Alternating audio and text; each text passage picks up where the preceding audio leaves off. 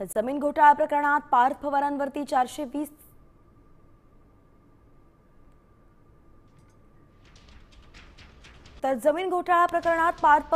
420 चा गुन्हा दाखल करा अशी मागणी काँग्रेस नेते विजय वडेट्टीवारांनी केली आहे। 1800 कोटींची जमीन घशात घालण्याचा प्रयत्न आहे। सत्तेतील भागीदारांना फडणवीस पाठीशी घालणार असा सवालही वडेट्टीवारांनी केलाय।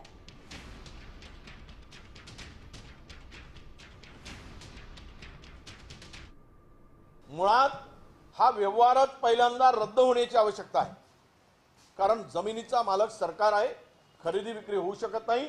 हा 420 चा गुन्हा आहे। पहिल्यांदा यांच्यावर 420 अंतर्गत या दोघांवरही गुन्हा दाखल झाला पाहिजे, ही आमची मागणी आहे।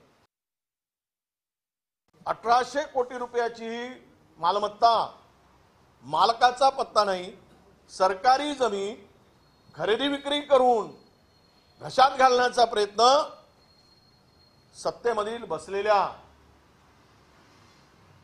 सत्ताधाऱ्यांच्या आशीर्वादामुळे। आता मला देवाभाऊंना प्रश्न विचारायचा आहे की तुम्ही सत्ता टिकवण्यासाठी ते दुर्लक्ष करणार, सत्तेतल्या भागीदारांना वाचवण्यासाठी दुर्लक्ष करणार आहात का, की यावर कारवाई करणार आहात?